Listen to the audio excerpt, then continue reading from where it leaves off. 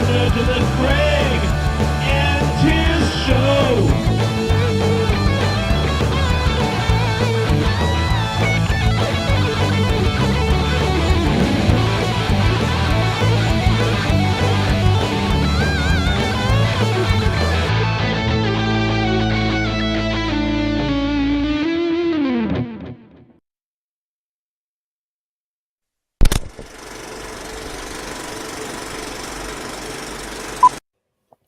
Here we are again. Thanks for stopping by.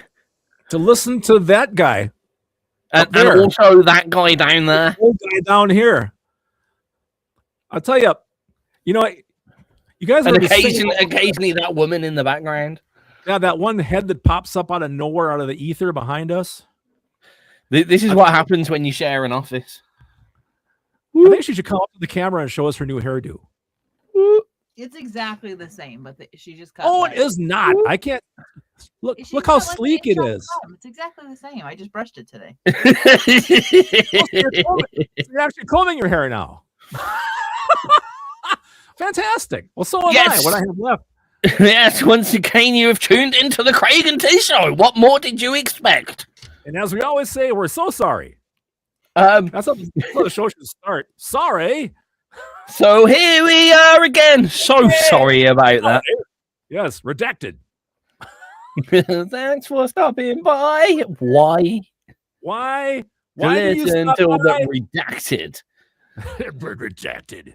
Our names have been protected. No, forget it. Anyway, Hello. Welcome to the Craig and Tizz Show. I'm broadcasting from St. Paul, Minnesota, where right now it's a balmy 11 degrees Fahrenheit outside, which is ridiculous. I am broadcasting live from balmy Scotland, especially considering, in comparison, a balmy 3 degrees centigrade. LC is probably going to do some conversions over there. That's 35 for me. It's warmer. It's warmer. It's a hell of a lot warmer than. Oh, by the way, also my little space heater down here in Icebox Studios is kind of smelling funny. So if all of a sudden my whole basement here bursts into flames, you're gonna have to bear with me. I have repeatedly lived in places where I have these little heaters, and I have repeatedly had them explode on me. So I look forward to that. That's why I'm. Oh, you look forward to it. Well, thank you. You know what? Little bit of excitement considering today's topic won't go amiss. Yes. Because today's topic is politics, social economics. But in music, we're not just gonna have a go at our leaders as much as we want to. As much as that would be fun. But I mean, we really want to. But politics in music, we have a lot of artists here on XRPRadio that are very political within their music. We have a lot of artists that have done a one-off thing, such as Craig indeed has done a one-off political. I finally had enough, so I'm doing this, I believe was where he came from at it. I've done quite a lot of my early stuff has been very, very, very political. But is it right that anyone with a standing or a bit of fame, or is it right that we use our escape from the real world in our entertainment, our videos, our music? Is it right that we should be using political agenda to in effect benefit ourselves? I mean, realistically, you write a good left or right wing track and it will be liked by the left or right wing in some way, shape or form. So yes. Well, I guess the question as I look at it is, is it our responsibility as artists to comment on the state of the world? That's the other side. Yeah. Is that part of our job description, guys? I mean, are we here to just provide entertainment and escapism, or are we here to actually comment on the shit we see around us every day? I do not know. On the entire different vibe, different track, do we have the entitlement as being talented people? Talented politicians have the right to stand on a stage. Talented world speakers stand on a stage and say what they have to do. when we have an ability to connect with more than one person that's just in front of us via our creativity, be it, do we have the right to then turn around and say, well, this is my opinion, you're enjoying everything about me, learn a little about me? Yeah, very true. I mean, as somebody once said, I think it was Rage Against the Machine, music is a weapon, and it can be used as such. You know? I mean, Rage Against the Machine are the perfect example, realistically. Yes, they are. In band name and thus going forward. Yep. So I thought I'd start off and be just bluntly right in your face with an artist that here on XRP Radio that is renowned for this very track. I thought we'd start off with a bit of our own Ryan Fox with his wonderfully entitled. Can you guess what track I might be playing, Craig? Unfortunately, no. I know he has quite a few good ones, but I can't think of what it might be offhand. Unfortunately, you're gonna know it's Thump. Oh, Thump Donald Trump. There we go.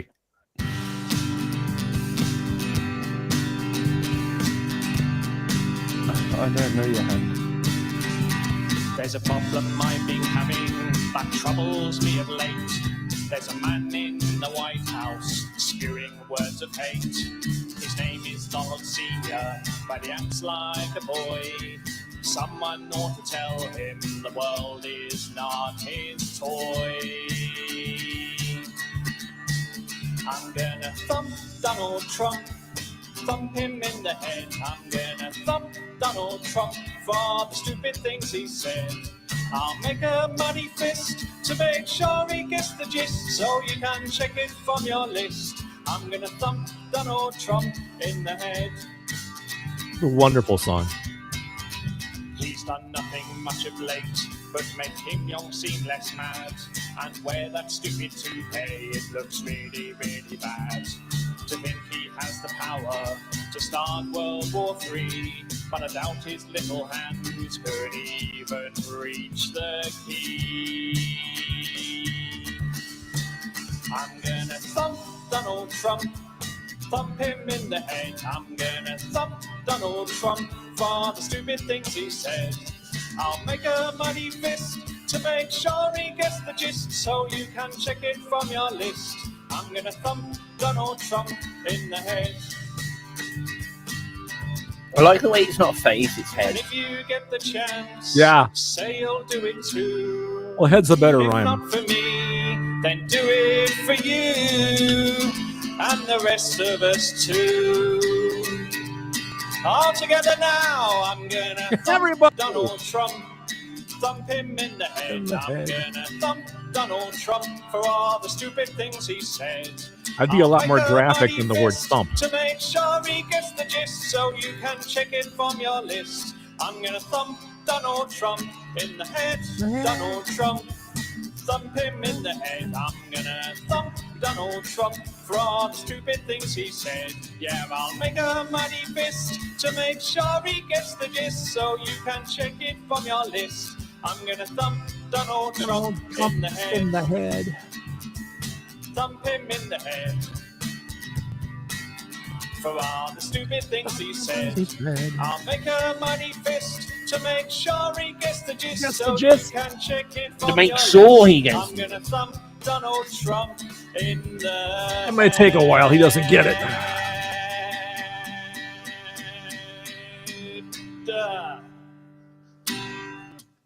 So obviously the topic, the focal point of that song is a bit of a current issue in the world for certain people, seemingly recently, mostly for those he presides over than the rest of the world, ironically and weirdly. Mm-hmm. Now, for those that agree with Mr. Ryan Fox, and many here on XRP Radio do, and many don't, to be fair, but many do. That's become a little bit of an anthem in some ways, like it rallies people together.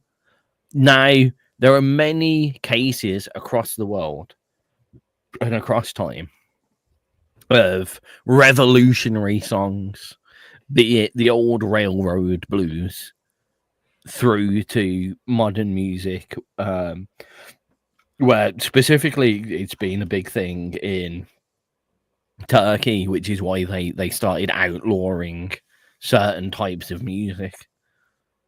So, like, is it our right to be able to use our creativity to speak out against things if we have that in our arsenal, and others will do the same? I mean, you look at the old school chants of the Nazi youth, and they rallied people around there. If it's going to be used on both sides of the field, are we just leveling the playing field? That's a fair question, I'd say. Now, I was talking to a friend this morning who's about my age, older fellow, and we were commenting about how this stuff seems to come in cycles. Now, back in the 60s, we had all kinds of popular songs on the radio that talked about the Vietnam War, okay? And talked about, come on, people, now let's all get together, smile on your brother, that type of thing. Which then led into led into the early 70s with the make love, not war, and etc. Right, because we all got tired of people shooting each other. Then it was all, hey, man, make peace, peace and love and all that stuff. It seems like it's almost coming back around again, which is, we're getting a lot more people, talking about the political climate, I think this is the problem. Like, we've led ourselves into a very diverse world, and we've been quite specific in how we've aligned it. So, like, that right wing believe in this column of stuff, left wing believe in this column of stuff, right. And whenever one gets more than the other, more of the other one get more pissed off, so they'll go and vote or have a problem with it. And then that has a problem with it, so it comes down and it goes up again on the other side. And that's all that's happening. The more pissed off people get, the more they're likely to go out and vote with their feet, as the phrase is.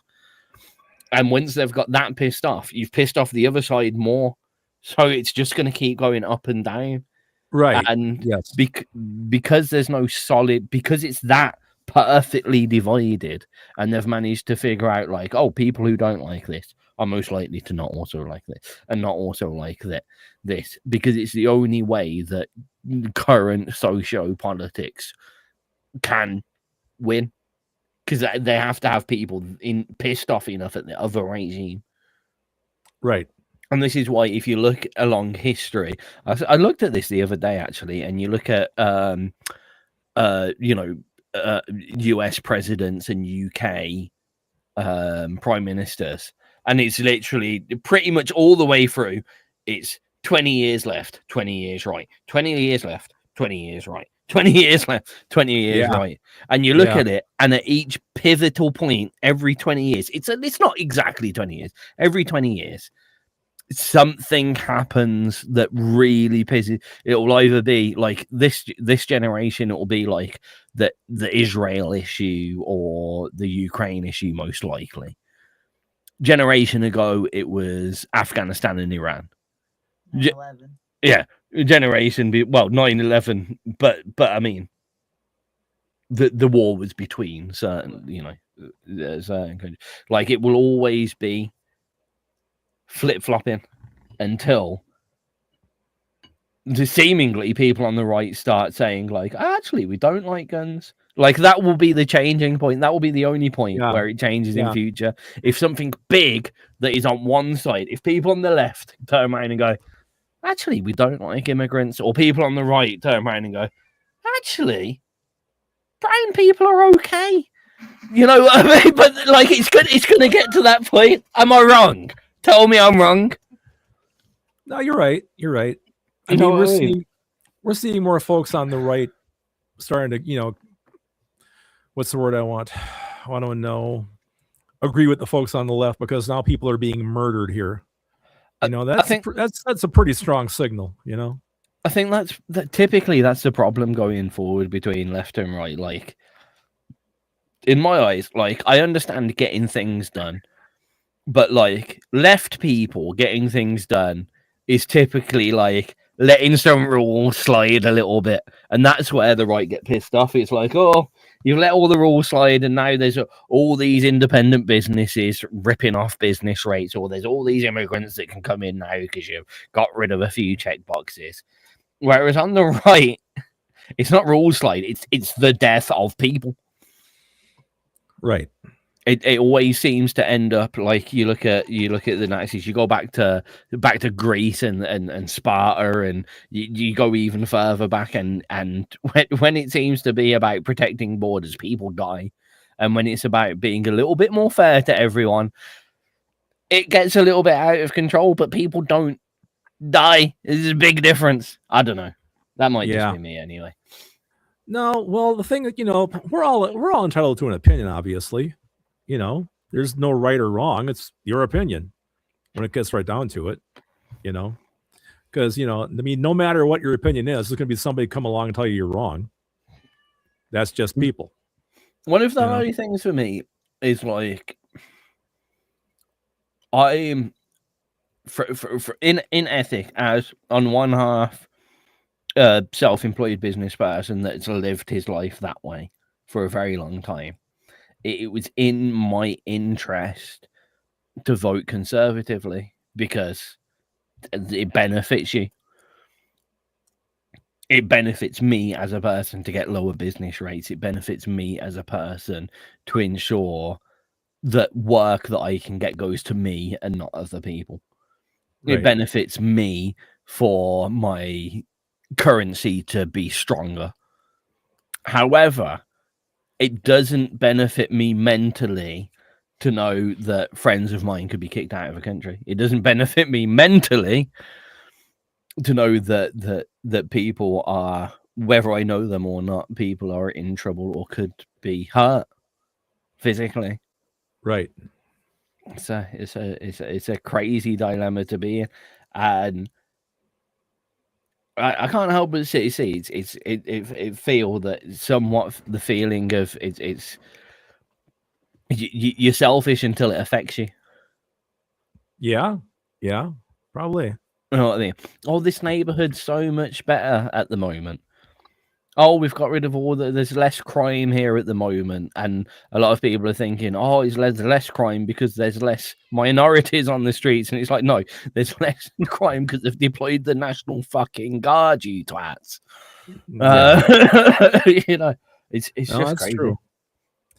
But I guess, like I said, going back to our initial topic, so do we just keep making fun music for people and just be entertaining?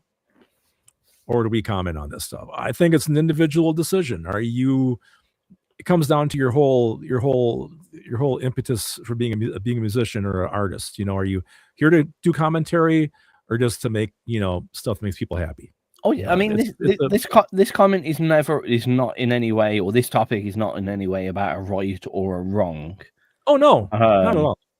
And I think it's almost like life. So I've always lived by, I don't really care what people do or believe in or how they live their lives, as long as it doesn't affect me or it's not on me. I know I've told you this story before, but when I was in college, I had a couple of gay friends, couple of lads. They were very in love with each other, fantastic. Outside, hanging out in the park in the usual pixie circle. And I turn around and they're both like tongues down each other's throats. And I was like, guys, can you stop that? And they started going, oh, you fucking homophobe, blah, blah, blah. And I was like, look, my mate Joe and his missus are next to me on this side. And I'd be pissed off if they were doing the same thing. It's nothing to do with you gay. It's just that's an uncomfortable thing for you sitting down with a group of friends and I turn around and you got your tongue down each other's necks. It's just not genuinely a nice thing. I don't think that's something that you should do. And so keep that behind closed doors privately. You hear about all these kind of furries and whatever. And it's like, okay, carry on, do what you're doing. As long as it's behind closed doors, it's not hurting me. You got swingers in the world and doggers and whatever. Fine. Do what you're doing behind closed doors. I don't need to know about it or find out about it. And that's what a lot of people like looking at the comments on Facebook and stuff. And again, what Cass was saying earlier, that's what a lot of people take it as. It's like, yes, do you have the right to be political in your music and take advantage of that? But is it the same thing as having a couple of Jehovah's Witnesses on your door preaching at you? Pretty fair analogy. Do you see what I mean? I do. Nothing against Jehovah's Witnesses. Just don't come to my door. You know what I mean? Like, don't come to my door in my personal castle. I don't mind it actually when I'm walking down the street. I've had it a few times, and they'll walk up to me and go, "Can we talk to you about Jesus Christ?" And I'll be like, "No, I'm busy, thank you." But I wouldn't be as insulted as you coming to my door at my place, like the same way as if you came with your guitar to my door at my place and sung left or right wing political thing. I'd be like, why are you in my castle, in my area? Yeah. I think the hard thing is, and I guess that's where a lot of musicians are coming from.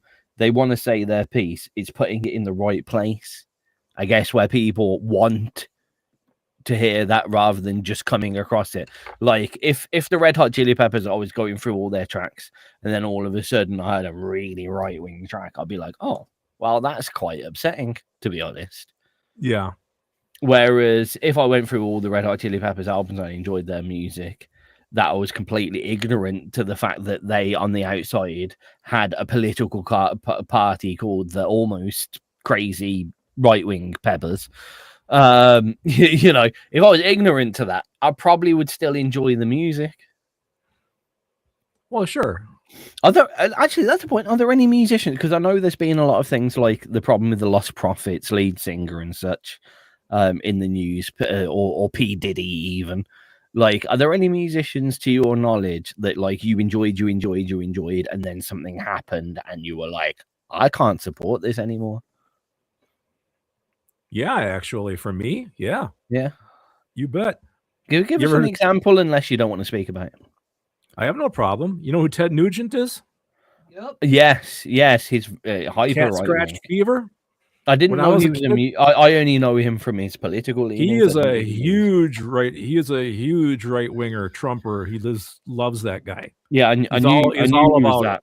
I didn't know he was musical or anything though. When I was a kid in high school, he had big albums out like Cat Scratch Fever and Free for All and all this kind of shit. And he was a big deal. Okay. But, you know, I always knew he was a gun guy. He really supported the right to have guns. But then it came out recently, well, you know, last 10 years or so, I suppose.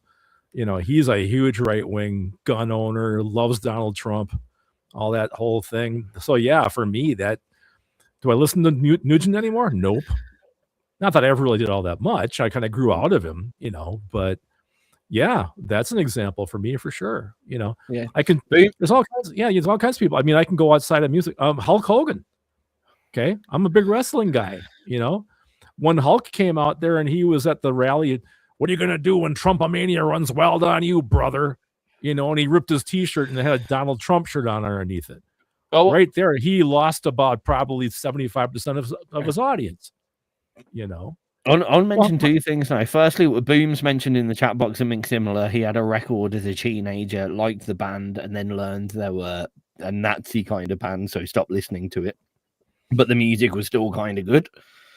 And then I forgot the other thing that I was going to say, to be entirely honest with you. Hulk Hogan also came out as a wife beater. Oh, that was it. Yeah, I've struggled with something actually.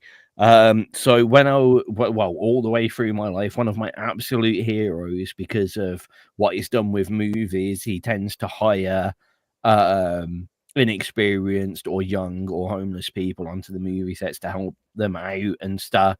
Like, he's a very, very well received. You wouldn't believe it if I mentioned it, and I don't want to ruin his name, even because I'm still kind of suckered into how much I like everything about him apart from this one thing.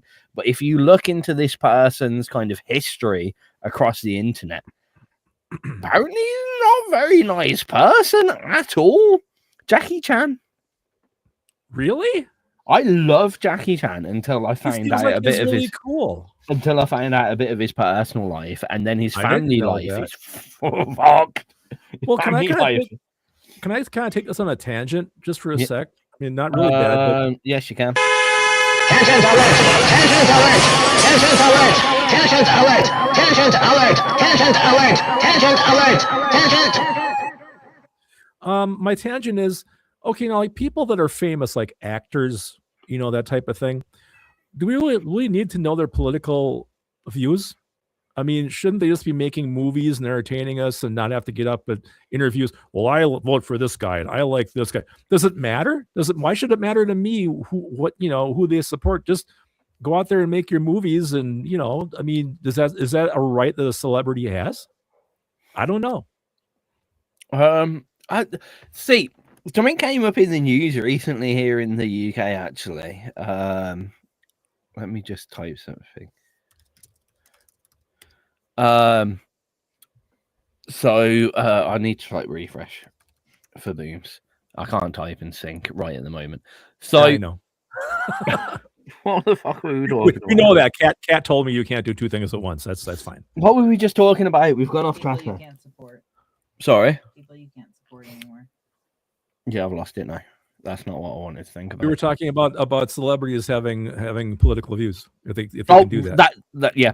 So in the news today, there was a tennis match, two girls, women, playing each other.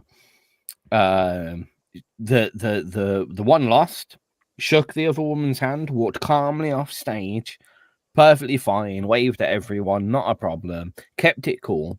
And then she went down to the players' hall as they go back to their room.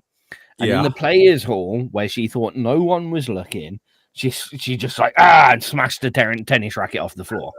Right? Okay. But there was a camera there, one of the security cameras. And this video is being put online. And it's like, oh, how dare she lose her rag in front of everyone? It's like, well, was she in front of anyone?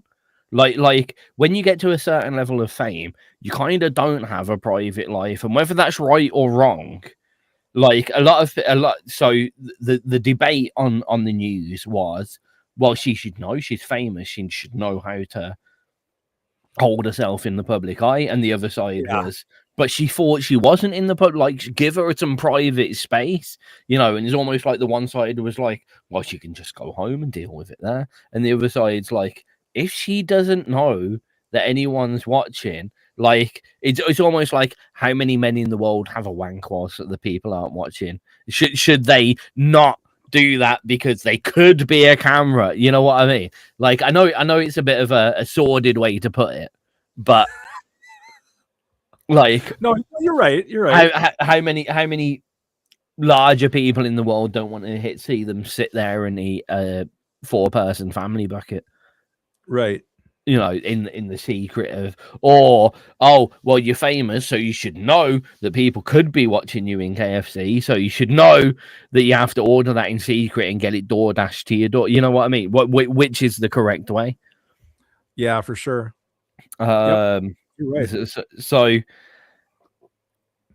with what you're saying, with how people should kind of hold themselves, or should they if they're getting looked at all the time anyway, it's what, they're gonna just be a plain boring but not show anything. And also for you, right, you're a super famous musician. I'm putting you in there. You are Prince grade musician. You put on a gig and millions of people are turning up to try and get tickets, right? Right. If you know you were that famous that you could do one gig and just say, let's get rid of Donald Trump, and he would be gone by the end of the week, would you? Man, that's a great question. Because if you did that, it could be career suicide. Because you could lose the part of your audience that does actually support that madness. But if you knew he would be gone, fact, guaranteed, you have that much support, or you believe in yourself that you could gather that much support, I would get rid of him, no problems. You're saving millions of lives just by doing that, would you? Well, then obviously I'd do it in a flash, in a heartbeat. Exactly. And there's a lot of people that believe more important, your little career, the well-being of the world. This guy is a threat to the world. What's more important? What does Spock say in Star Trek? The needs of the many outweigh the needs of the one. Mm-hmm. Truer words never spoken.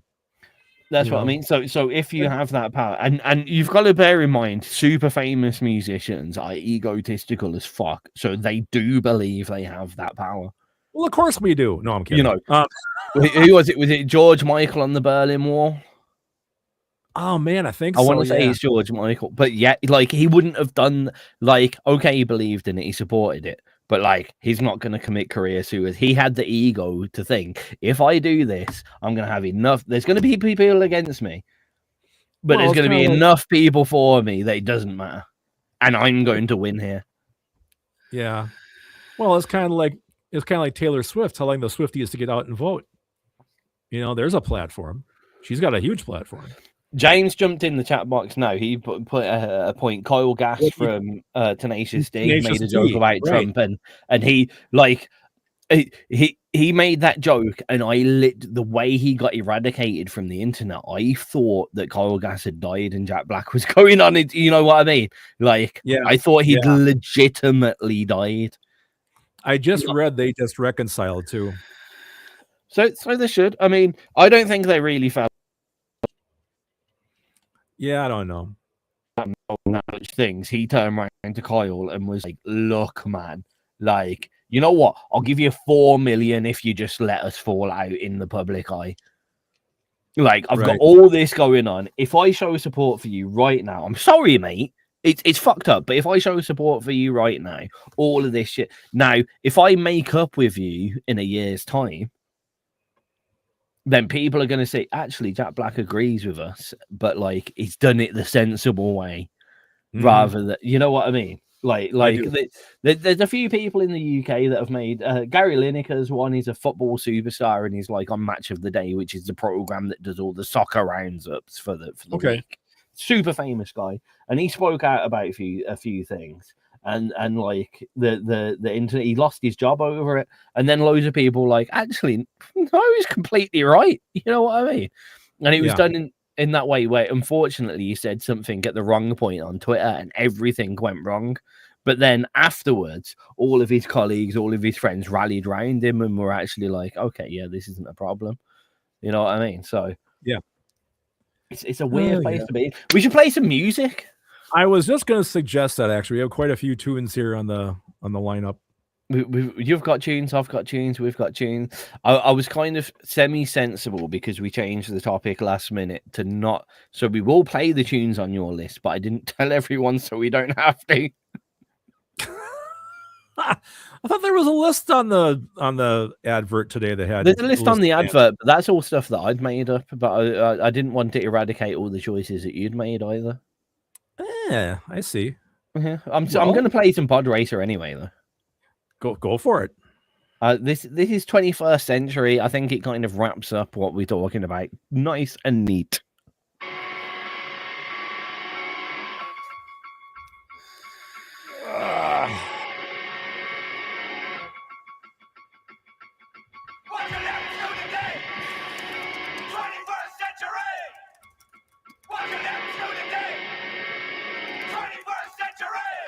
Turning black. Well, who was the late night? Jimmy Fallon, was it? They got it as well. Yeah.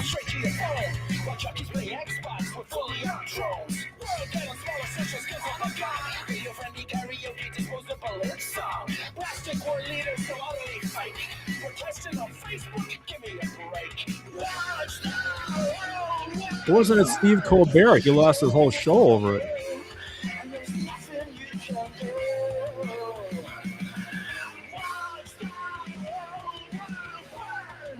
I somewhat feel like the left-wing supporting media turned around and was like, we've got to act everything until it's the right person that's going to be able to get supported to get back, and they did it with Fallon. Yeah.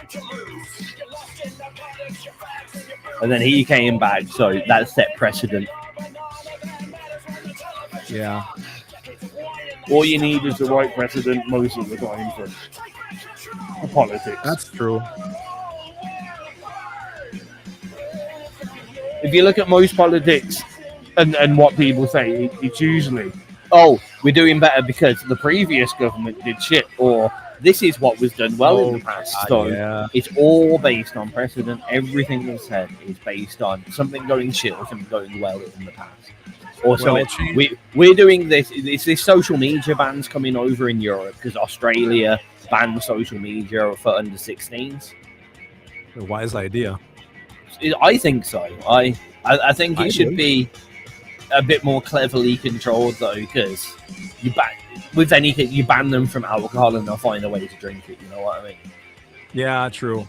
I always think I go back to when I was young. There was a little pub over the road from the school, and when I Yeah. was real young, they'd let if we were quiet in the corner, we could all go. 5 of us, we could go have a pint and play pool. We couldn't have more than one pint, but they'd let us have a little pint in the corner, play pool. And then laws got way more stricter in the UK, and they turned around to us one day and were like, "Sorry, you can't come back.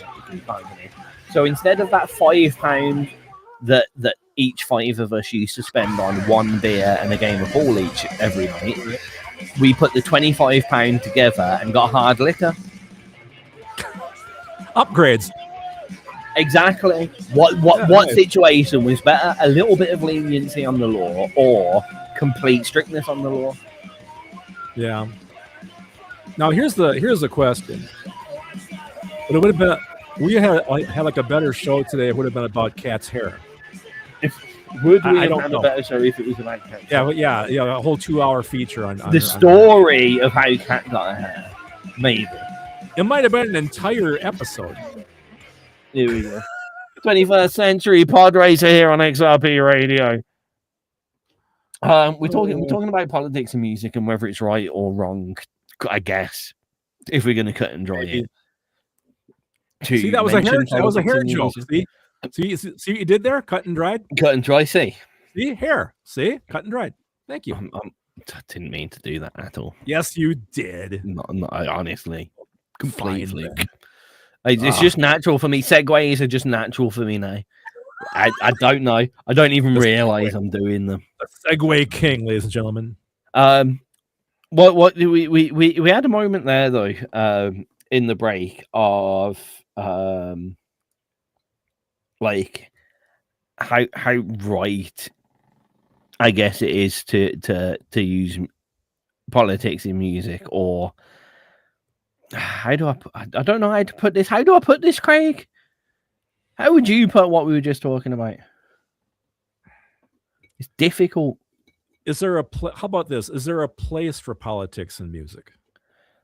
Ooh, is there a place for politics in music? But now, to be fair, there are artists, right, who are more politically bent. Look like your Bruce Springsteens, stuff like that, right? Yeah. He just wrote a song this morning about Minneapolis, I guess, which is all over YouTube. I have not heard it yet, but it's been on my feeds today. I guess that there are those knowledgeably revolutionary musicians in history. Yes. And again, there's certain lines where, I mean, we're being very specific in saying politics, or I am quite a lot. But like, if we go back in history, the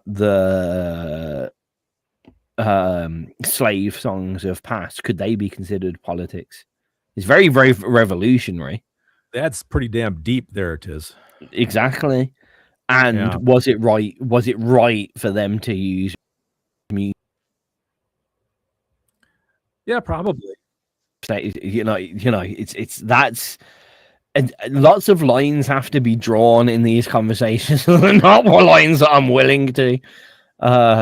If I'm on the wrong side of the fence of them, like if we turn around and went, "Oh, absolutely, music shouldn't be used in politics or political nature at all," I would say a lot of good things in the world may not have happened. Yeah. Well, there are some subjects that are just tricky. You know, if we started having shows about politics or religion, you know, because everyone has really strong convictions, you know, and they get offended. I find religion very easy, personally, because For you, yeah. whilst I might not believe in it, it's the same thing that I said earlier. What you believe in is what you believe in, and continue doing it. And in the right place, yes, we may have a conversation about it, but do not preach it to me. Do not let your belief affect my life. But you can do whatever the hell you want behind closed doors, apart from the obvious big ones like don't murder anyone. Yeah. Don't harm anyone. You know, but that's morals. That's not religion. Yeah, that's true. That's not politics. That's just be a good person. But aside from that, if you want to believe in God, I don't. I'm not going to say you're wrong in believing in God because I do not. Nobody on this planet has. This is the great thing about religion. Nobody has the proof that God doesn't exist or the varying forms of God doesn't exist. And no one has the proof that he does. Right. So that's a nice, easy one just to turn around and go, you do you, I do me. Let's not meet in the middle unless it's at a sensible conversation point. Yeah. Yeah. I think you should read James Doyle's newest comment in the chat. I almost put a separate the art from the artist thing way, but if music is quite personal stuff, the person. I agree with this. Yeah. There's lots. I get that. Yeah, unfortunately, lots of people are pretty. It's hard. It is hard in this kind of world to support someone that is just the opposite of you as a person. Especially in this world where personality is becoming so prominent. Like you look at a lot of films and like there's people in film that have just got that personality that will draw people to the film. Why can't I think of Nate? I'm picturing people. Fuck Ryan Reynolds. Oh, yeah, charming motherfucker. It's very hard to dislike. I find. Right. Agreed. Yeah, Wolverine. Why can't I think of his name? Hugh Jackman. Hugh Jackman. Again, one of those people. Patrick Stewart. Morgan Freeman. Yeah. Those people that just genuinely have the personalities through the films that they've been. I mean, Morgan Freeman tends to play the same fucking person in every film that he plays now, and we love him for it.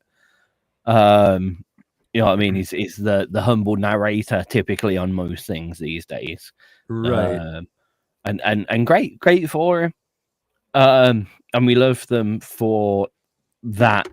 If we then started finding out that they were heavily involved in left or right wing politics, and they're people that tend to stay quite out of it, you have an idea of where they lean. Like Ryan Reynolds suddenly buying like a very down and out underdog football team to then take onwards.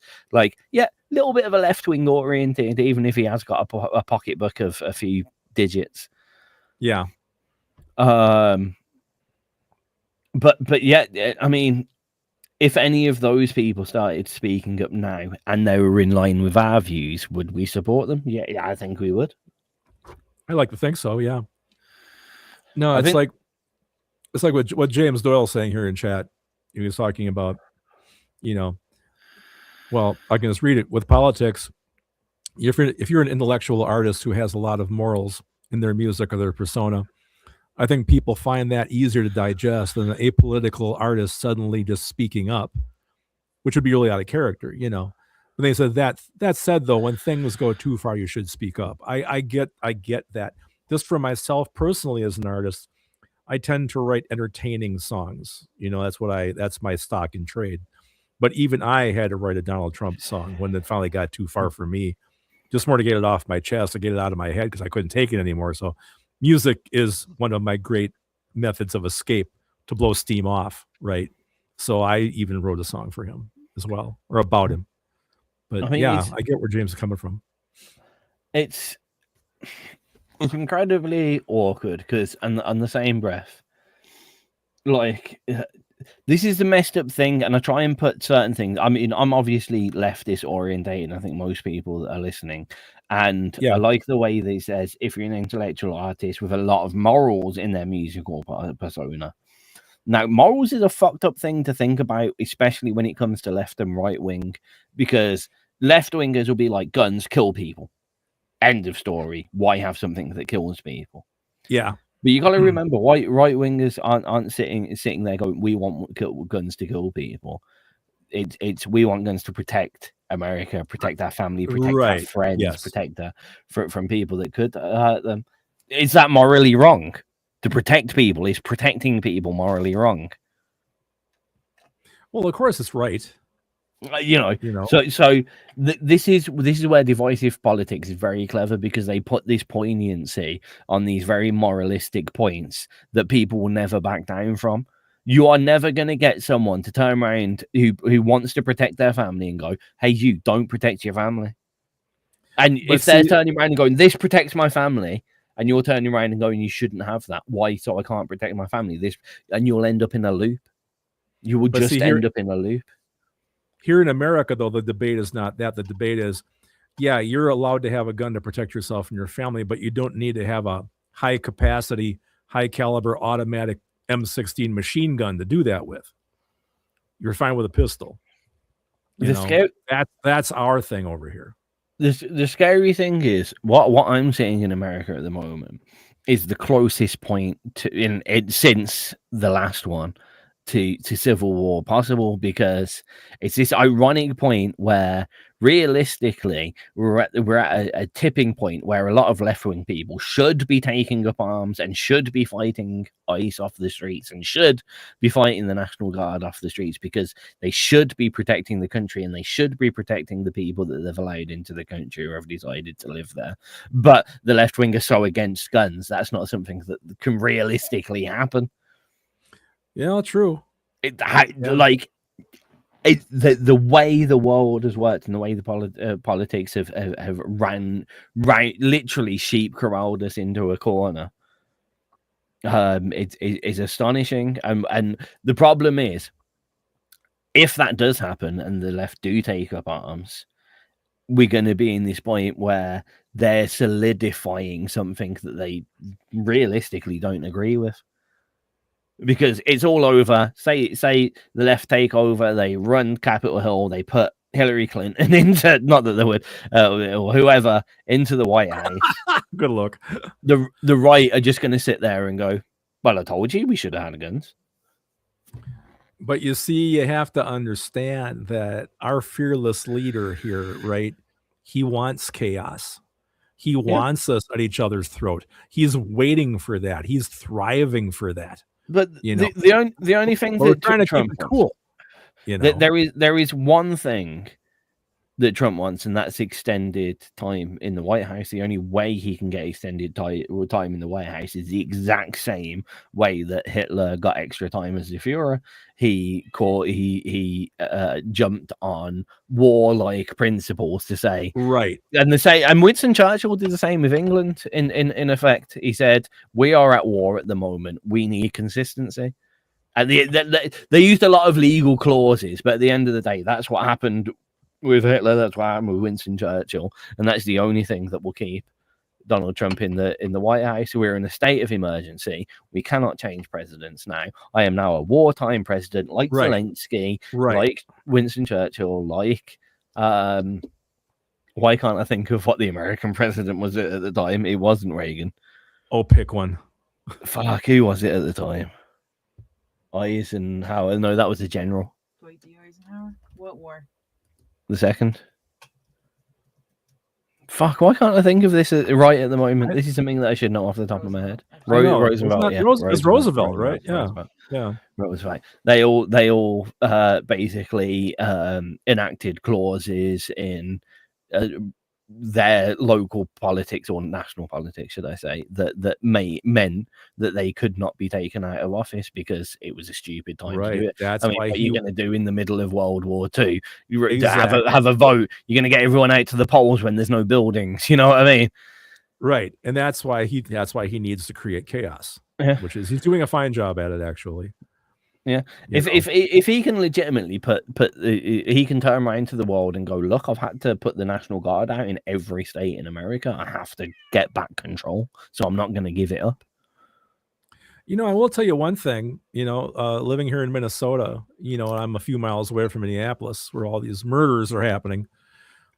Our governor here, Tim Walz, mobilized the National Guard.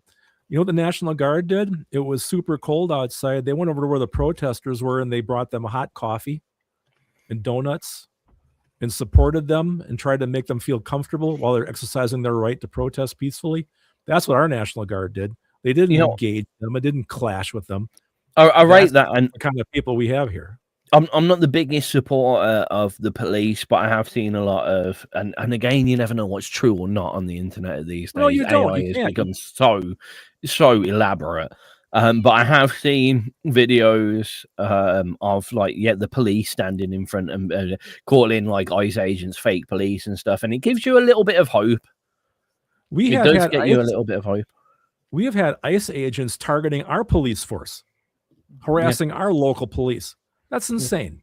Why? Yeah. Because it's small people, big gun syndrome. It's like you see a lot in movies and TV series where, you know, the local police are on it and then all of a sudden the FBI roll in and it's like, this is our operation now. Yeah, and everyone's getting pissy about it. It's the same exact thing. ICE are out there. They're trumped up people that have been given some tiny amount of power and they want to get bigger than their boots. And the only person standing in front of them is the likes of the police or etc. Yep. You know, it there you are. I want to say more, but that's just a description of what it is, I guess. And what's that got to do with rock and roll?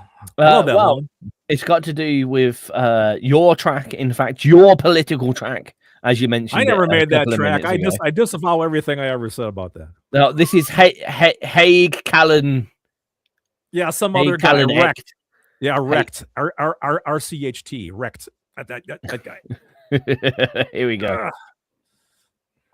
You knew damn well I was a snake before you took me in. You knew damn well I was a snake. You knew damn well I was a snake. You knew damn well I was a snake before you took me in. I've never heard of this song. So the devil's in the White House now. His sheep have put him there somehow. He preyed upon their weakness with his lies. A country that was once so grand now stands in ruin under his hand. And every day the people's spirit dies. Executive orders from the top, insanity that doesn't stop. Lives are ruined with a scribble of his pen. People's rights are stripped away. The common folk, they have no say. Desperate times are coming once again. And he sits there watching the demon on the hill, smiling at the suffering and the pain, laughing as his madness crushes the common man. He has nothing to lose but everything to gain.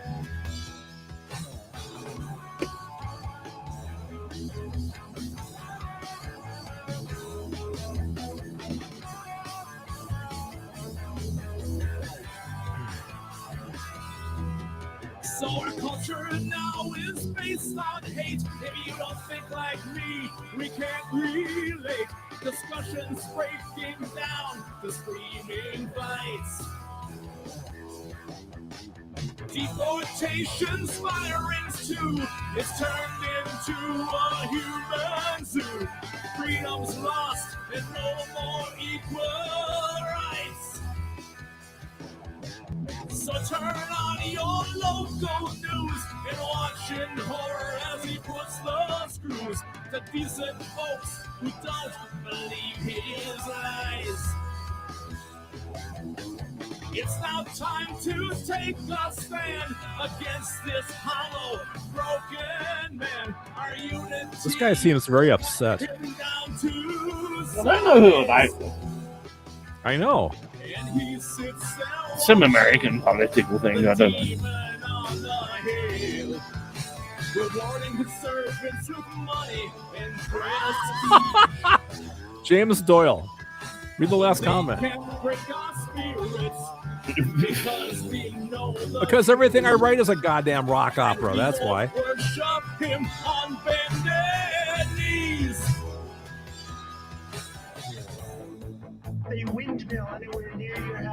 Have you heard my music, James?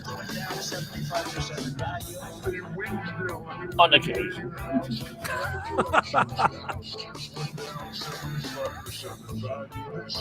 Oh God, there comes the Who comparison again.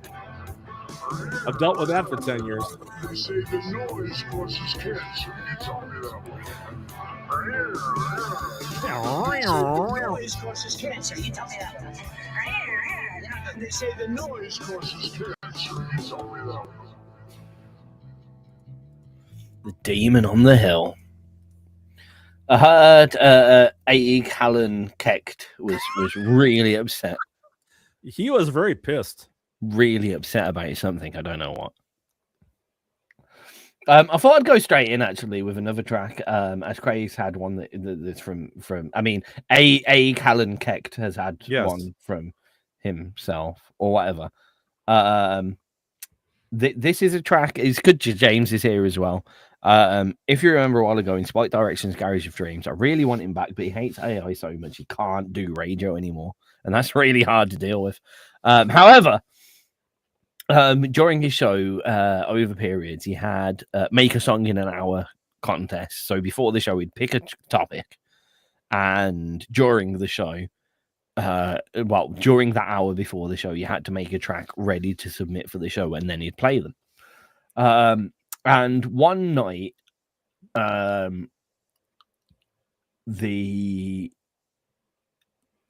believe the topic was let's have a party or let's party or something like that. It was something really boring, realistically, for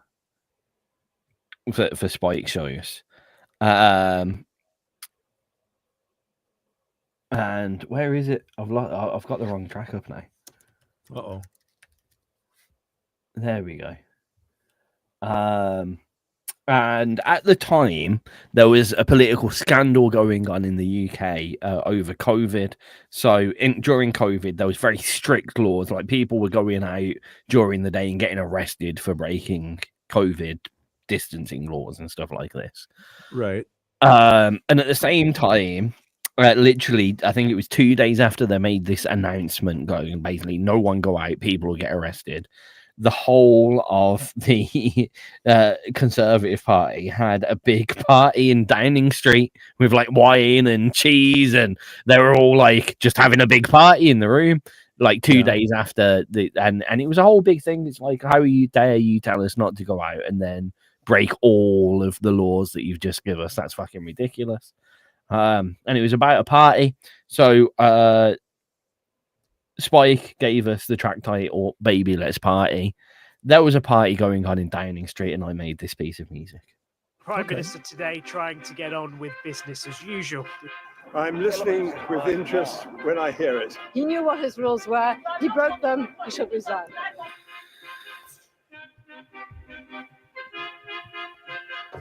I received a fixed penalty notice relating to an event in Downing Street on the 19th of June, 2020.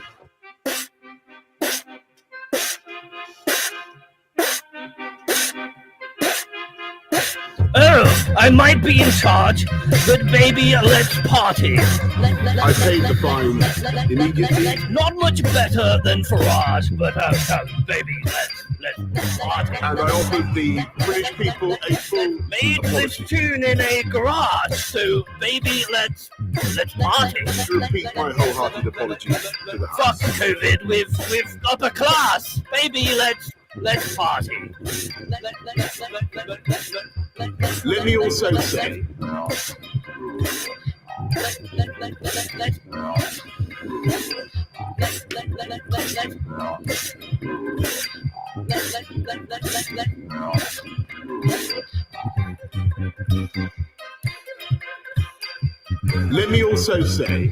let's party. let me also say, Let's party.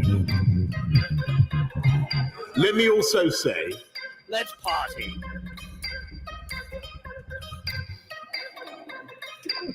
He's gonna be a manga. Let's party. All right then. So there you go. That's Baby Let's Party. The Bojo. For fun musical reference, just going back to the fact that this is somewhat a musical show. All of the noises in that, apart from the samples that were from the Prime Minister at the time, Boris Johnson, were actually with my mouth or live instruments. So that is the ukulele. That bass note is me going with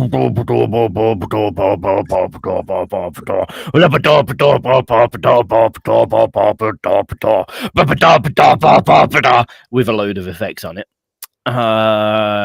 The snare is obviously my trademark. Yeah, I heard that. Yeah. So yeah, it's all real life stuff that I did. I only got realized that there was a topic. I realized it was, I think, Wednesday or Thursday night, whatever night the Garage Dreams is on. I realized it, and I only had 20 minutes out of the hour to make the track, so I made that. Well, it's fine. Yeah, and the joke is, yeah, we may be upper class, but fuck it, let's party. Let's party. Yeah. Wonderful. Yeah. Cool. Am I doing a form? I probably I'm not ready for it, but I probably should. But I'm not in any way. Probably not.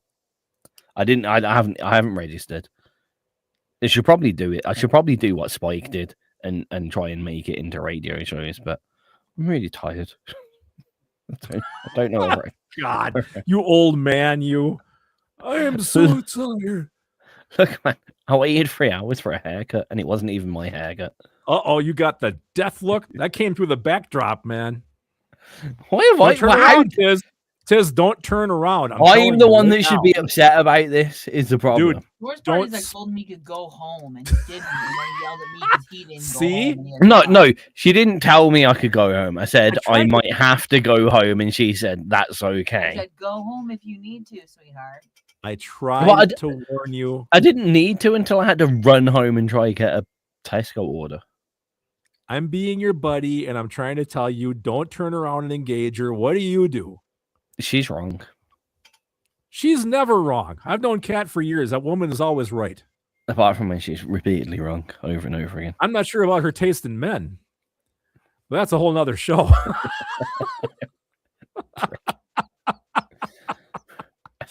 Oh, that's next week's show, folks. Tune in for that one. Okay, can we hold on to this political climb for another hour, or are we going to start talking about fun stuff? Well, I thought I wanted to go back a little bit to at least to the original kind of political based band here on the leftist of the left wing bands, I guess, here on XRP Radio before we get completely out of politics. And that is, of course, our very own Parallax Faction.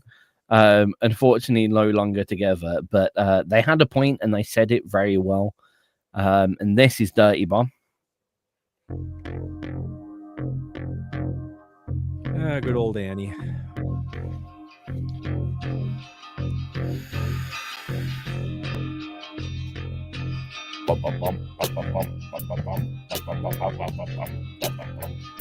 But Ian, bless him, I was chatting to him one time and I was like, so what do you actually do on stage when, because like he's the synth player, so that they had a drum player, bassist and whatever, and I'm like, what do you do, because you make all the backtracks? And he goes, do you know Dirty Bomb? And I'm like, yeah. And he goes, I linked it to a symphony. It was the worst thing that I ever did in my life. And I went, why?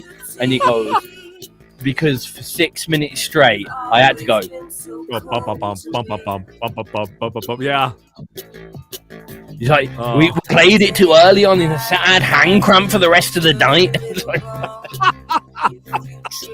That's great. Lord rest his soul. Yes. Maybe I'm showing my ignorance here, but what exactly is FAWM?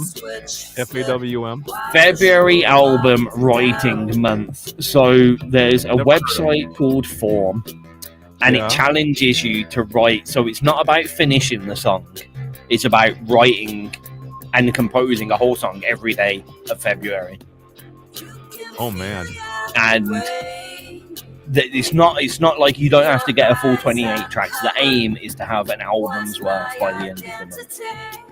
So if you don't do it a couple of days, that's cool. If you do it every day, then you got 28 tracks. And it's about not going over the top in production, just getting as much of the bare bones as you can physically do yourself in one day in your spare time.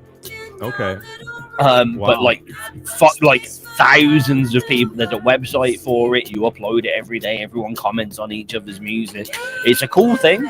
If you've got the time to do it, it's definitely a good way to kind of challenge your songwriting. Yeah. Oh, that's cool. I'll have to look it up.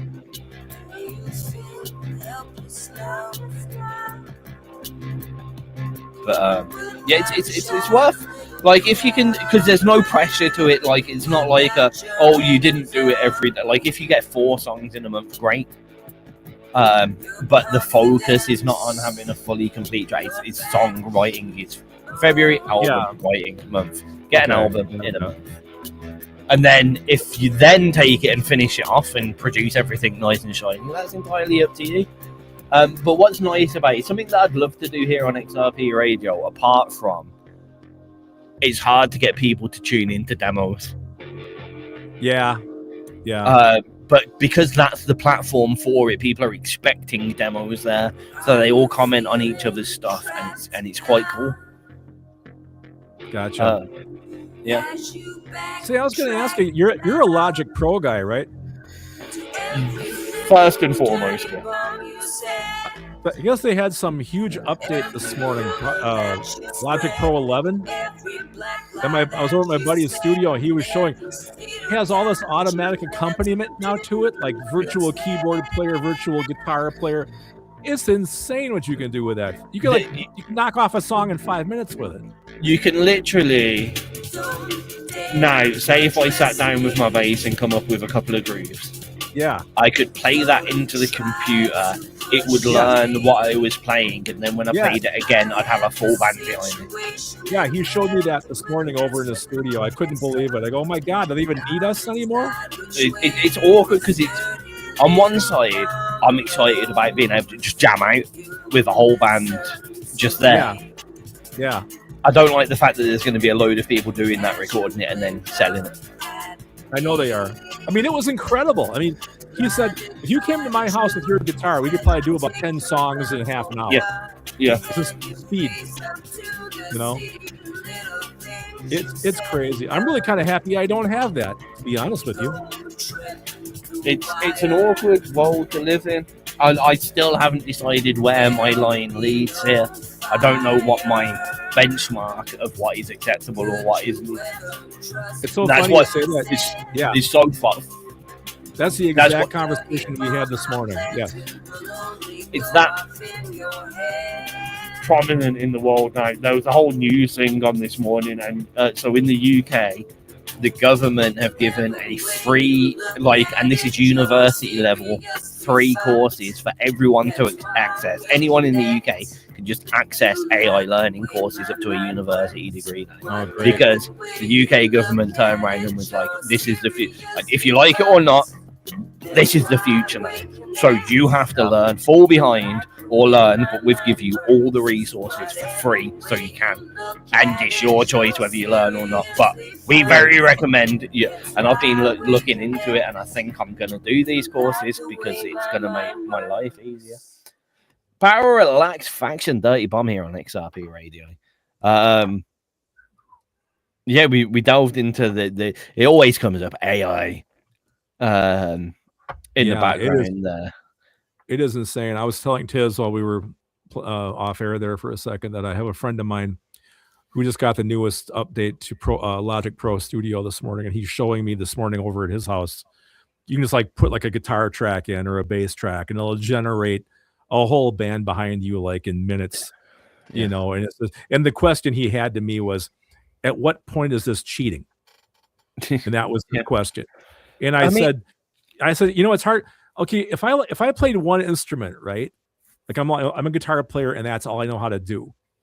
and I generate entire backup band with instruments I don't know how to play, I might be a bit more okay with that. But if I can play several different instruments, but I can have the computer do it when I can do it too, but the computer can do it better than I can, then I don't know. Then I got a problem with it. So I don't know.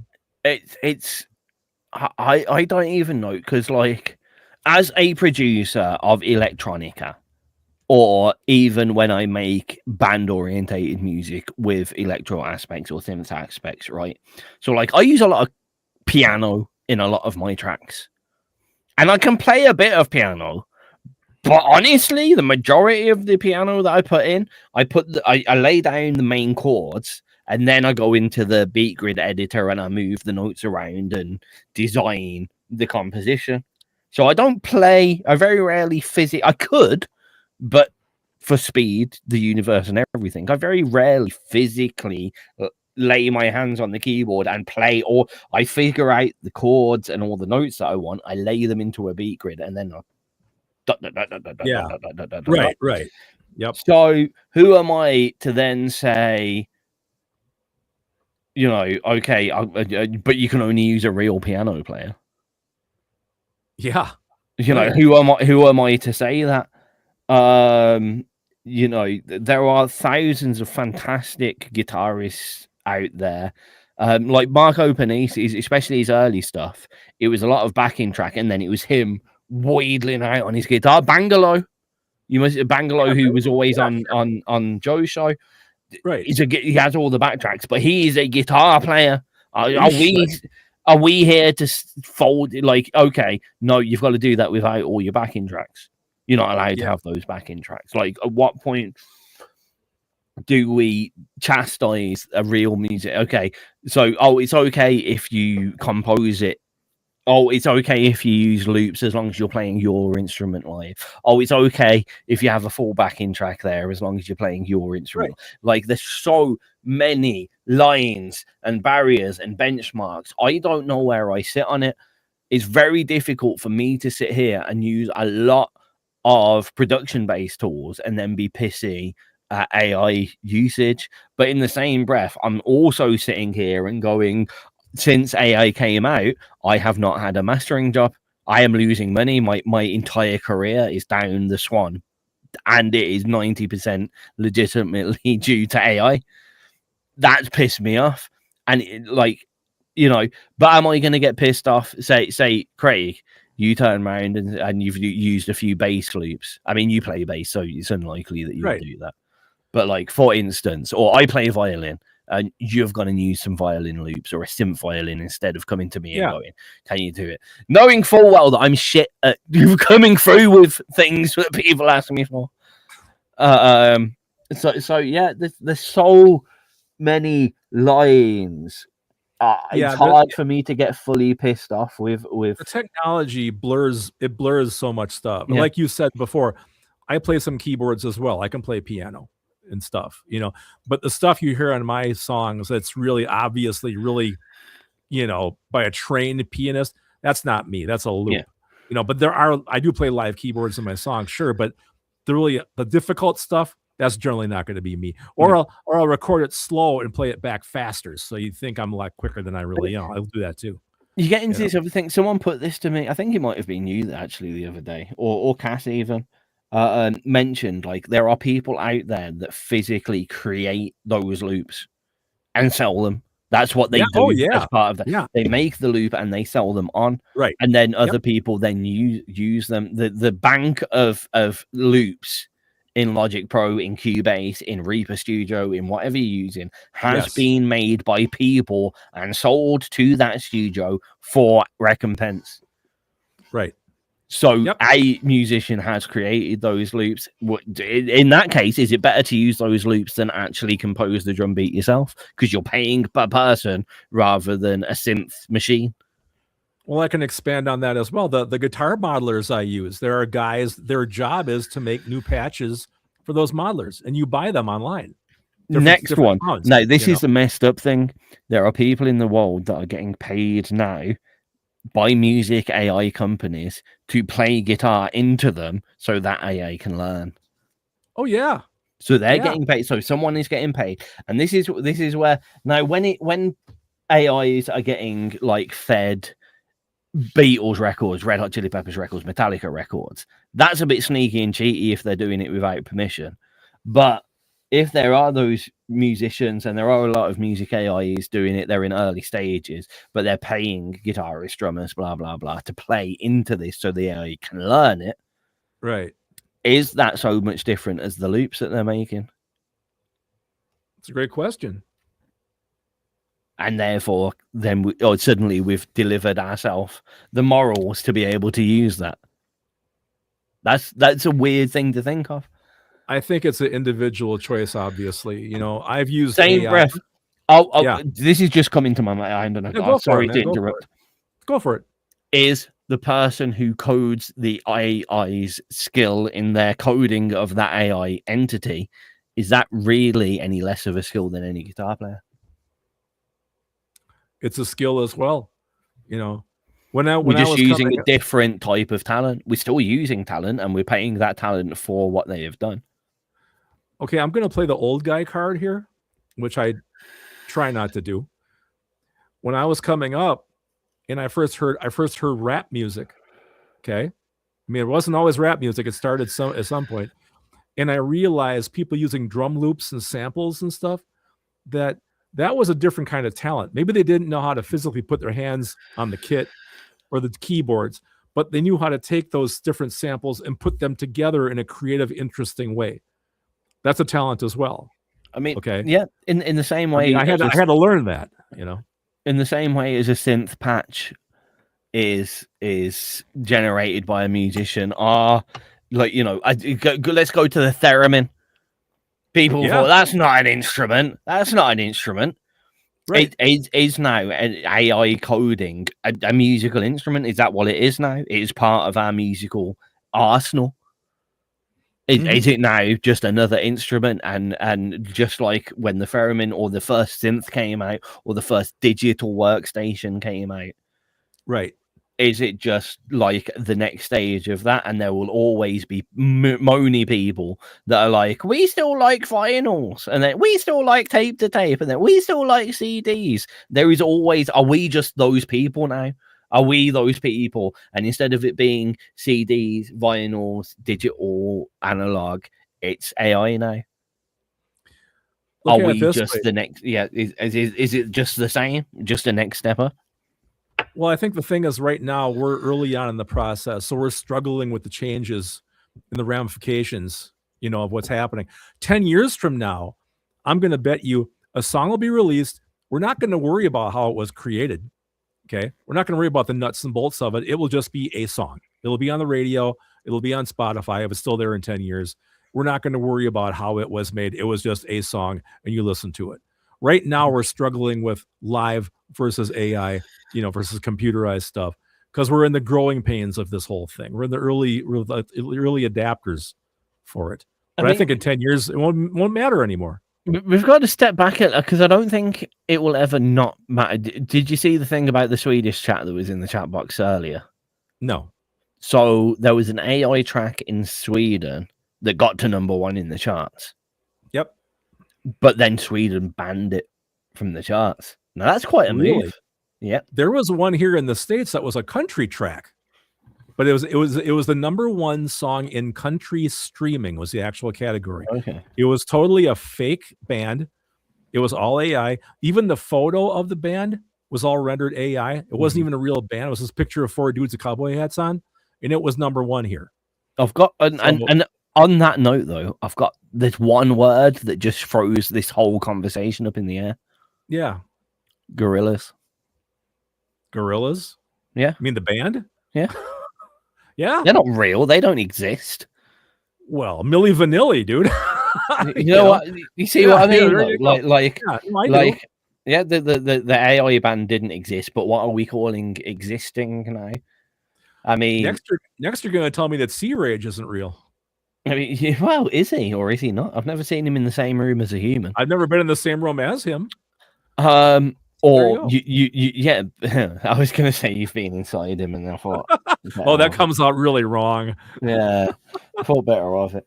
That still said it anyway. It's okay. Yeah, you did. Thank you. It's okay. Anytime you want me to put my foot in my mouth, I can guarantee I'm probably the best person to do else it. for that matter. Yes. Moving swiftly along. Moving swiftly right along. Gosh. Oh, there. Should we talk on the tune? And then you want some of mine or some of yours, or what do you? I have a whole hot picks list here in front of me, so I don't know what you want to do with that. I've got the Posh Hippies queued up, and then we can go on to yours. I was kind of like, because you agree. I wasn't expecting you to agree and be like, oh, let's just do this topic today. So I wasn't ready. I wasn't ready for that. I can save this list until next week. Yeah, we might play a couple, or if you know what, we're at the end of the day. I mean, we should play some James Doyle and some Boom Smack because they're here as well. Yeah, because they're in the chat. Yes. And then we can just have a nice, easy evening. A couple people here. Let's keep it chilled. Okay, cool. Okay, so I'm going to play this by the Dumb Posh Hippies because I thought Dumb Posh Hippies. can you left wing, right wing, what? And this will be the last. This will be the last politically oriented track. Okay. Of the evening, and then we can chill. We can chill from the politics. Let's have a nice chilled out last half an hour. I can do some show and tell. Oh, that sounds nice. Okay, fine.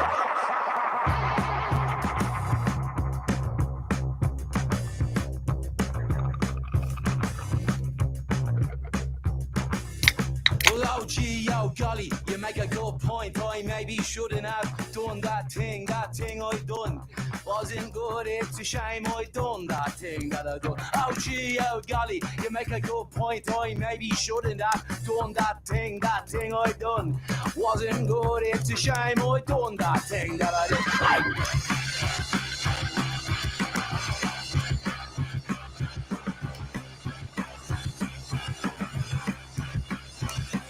Oh gee, oh golly, you make a good point. I maybe shouldn't have done that thing I done. Wasn't good, it's a shame I done that thing that I done. Oh gee, oh golly, you make a good point. I maybe shouldn't have done that thing I done. Wasn't good, it's a shame I fucking done that thing.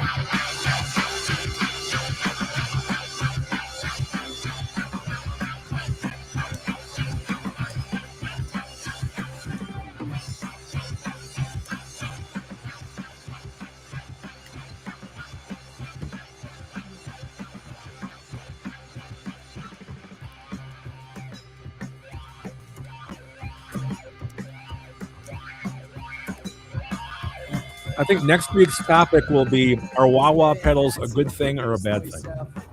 I've always been anti-wah myself. I've never owned one. I don't care for them. Let's go all out and just go do effects, thumbs up, thumbs down. Chorus. Envelope filter. H1. Oh, love distortion. You remember a pedal called the Neutron 3? I do indeed. Thank you, sir. You're not as young as I thought you were. I really wanted one. And I used to have one. Expensive and impossible to get. They were. You can't get them anymore, but there's all kinds of software versions of them. Yeah, I saw this SD card Neutron version. I think you sent it to me actually after I was after the deep because I wanted a I'm sure it was because I was after a deep impact pedal envelope filter. And you said, "Oh, check this out," and I'm sure it's maybe a Neutron. Who knows? Who knows? Could be. I'm not sure what I did yesterday. I'm gonna get my lungs open here because this is a big pet peeve of me with this AI argument because I'm kind of on the fence of stuff in that way. It's like, oh, they took our jobs, but like, is it really that much different to looping or whatever? My biggest issue is the difference in when AI is talked about when it's a physical person, a musician, singer, bass player, drummer, guitarist, whatever it is, right? And then when it comes to production jobs or mixing jobs or mastering jobs, you know, just looking at what James does, and James is quite more my side leaning, shall we say. And just that, it almost shocked me to see him just say AI coding for tools to make music is a great skill. Noise removers using machine learning like Waves are amazing. And I'm like, well, yeah, but I taught myself that. I went through uni for 4 years to teach myself to do that.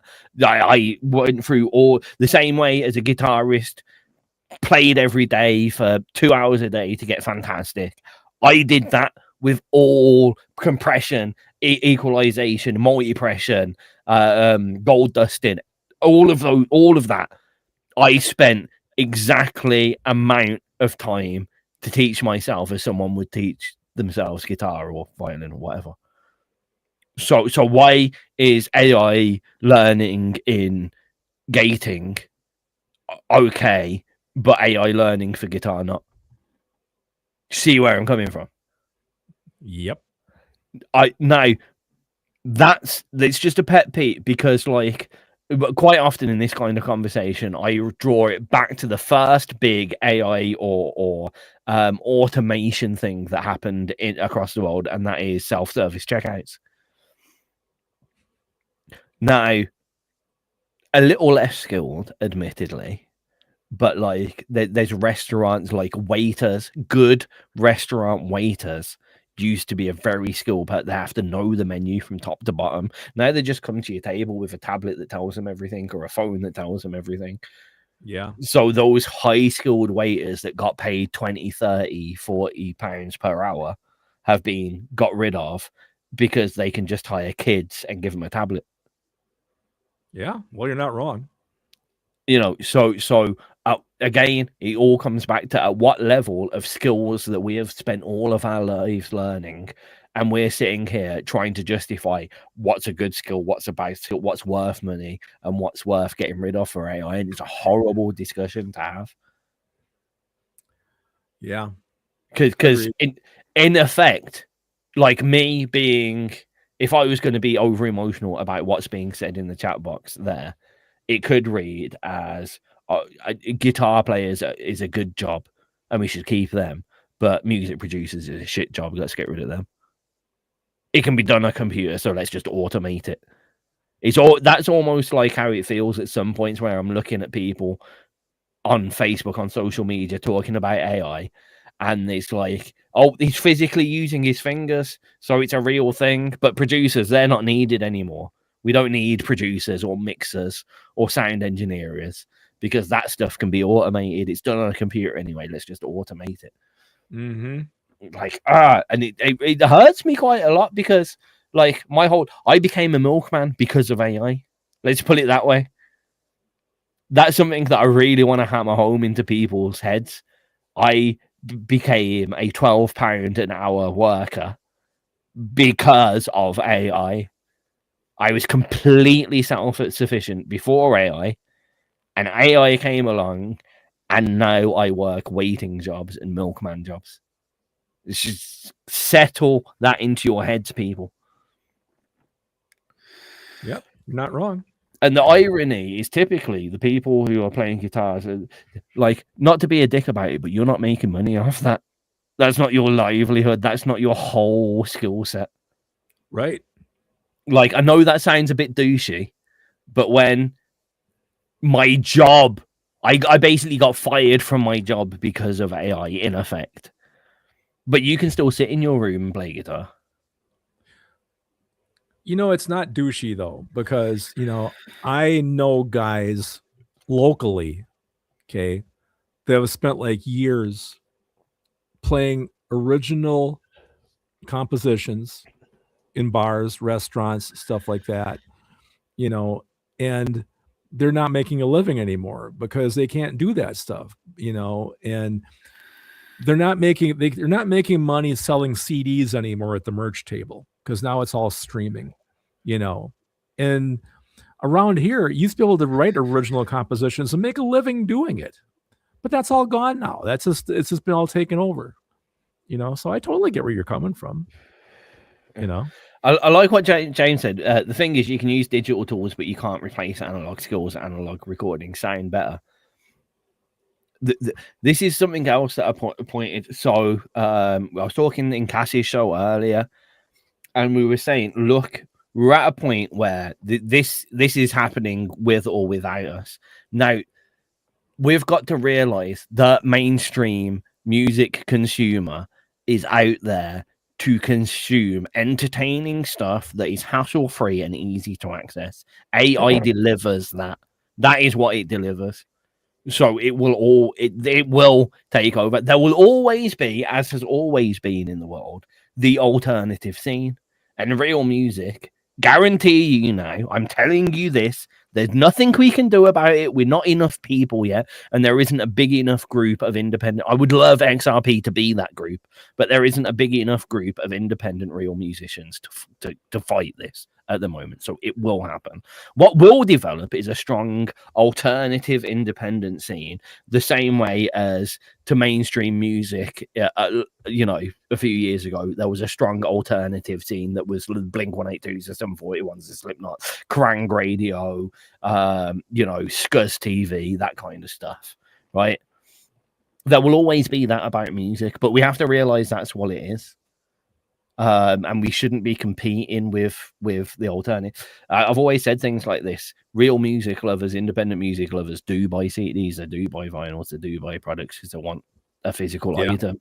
The same way that I love Final Fantasy, so I don't download it from the PS5 store. I buy the physical copy.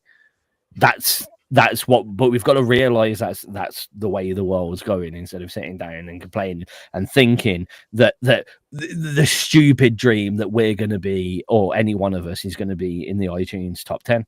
There might be a few that just about look out, but when you're talking about, I think it's 18 million different artists currently registered just on iTunes. Yep. And we're talking 10 places. If you just go for the law of averages, you're 0.00000. You're more likely to win the lottery than get a number one. Yep. So stop. I don't understand why we're fighting this. I had a chat about someone about PRS earlier, and it's like, why doesn't XRP pay PRS? It's like, you want us to pay because we have to pay for PRS, PPL, and ASCAP all in one. If we do one, we have to do all of them. It's £700 in total, right? You want us to pay £700, and the artists that we play on this radio, last time I did it, they got £4.80 out of £700. Right. Why do if and I had someone turn around to me and go, what if I went halves with you, basically? So I'll pay for some of their license and you pay the other half. And I was like, what a waste. What is the point? I would rather you give me that £350 and I will turn around, I will do the maths, and I will distribute it via PayPal myself to all the artists that we do play, and they will get more money, and all of that money will go to artists that we play rather than in the PRS, PPL, and ASCAP's pockets. Yeah. Because you pay a license, you pay your £200 license fee, and if 90% of your artists aren't IRC registered, they're not going to get that money. They're never going to get it, and they'll pay the distribution to those few artists that do have that, and then the rest just goes in to their pocket. It's insane, absolutely insane. Anyway, do you have a track for us, Craig? I don't know. How about I'll start hitting my hot picks list? That's a good idea. How about the new one here by our buddy Frank Julian? A track called Busker. It's the alternative version. Oh, good choice.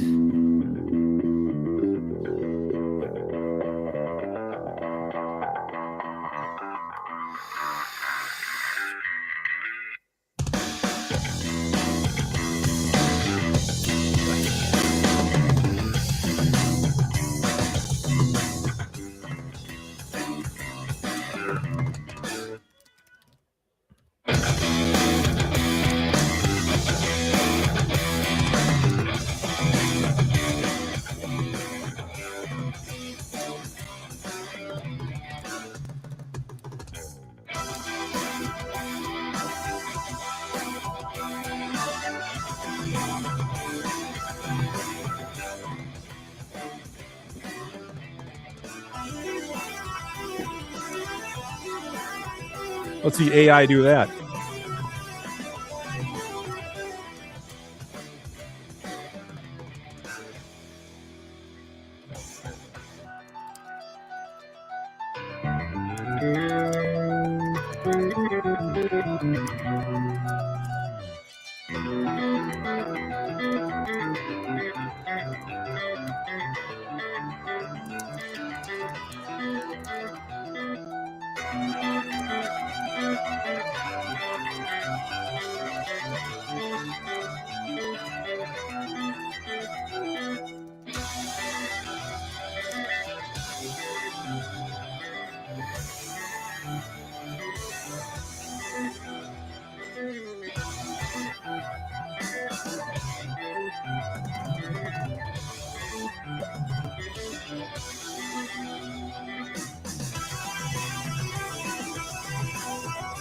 You game with me?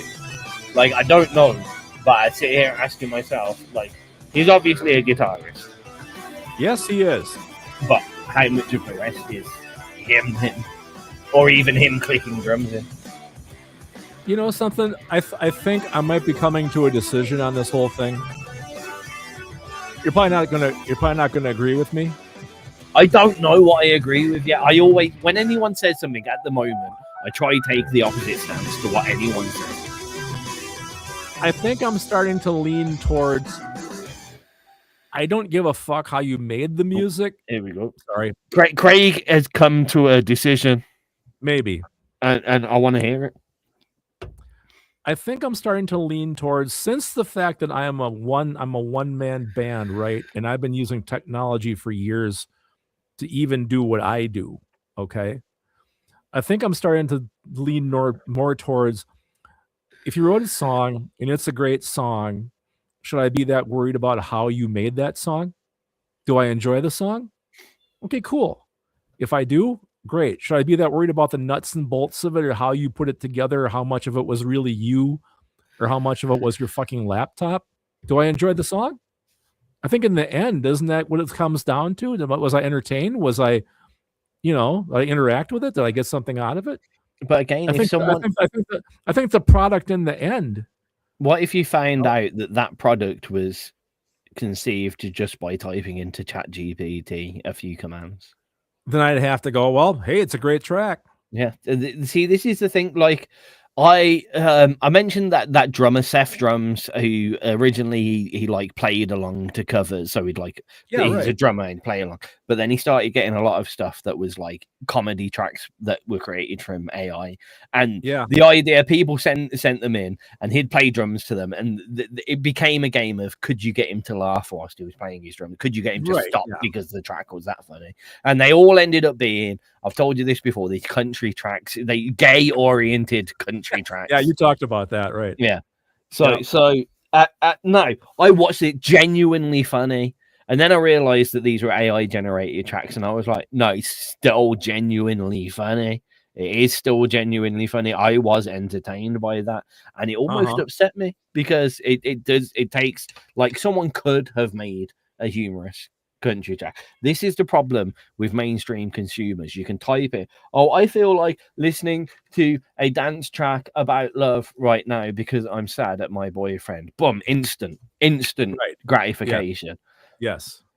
And that's a scary. I still don't know where I stand, and the worst thing is, my whole life at the moment, regarding XRP and independent music, is revolving. It's the most asked question. It's what everyone go, what do you think about this? The amount of times where I'm tagged in on the status of some AI or music that is mostly AI, but a guitarist or stuff like, is this correct? Can we do this? And I'm like, I'm not just jury and executioner on this, but you've pulled up quite a good point. Where do I stand on this? And I'm still so confused at it. Like, XRP, our servers, that it's not artificial intelligence. We use a lot of augmented intelligence, which is it's kind of machine learning, but it's more like, how would you put it? It's like saving a key command, like you've taught your computer that Control F means find. You know what I mean? Right. Rather than it then continuing to do something with it.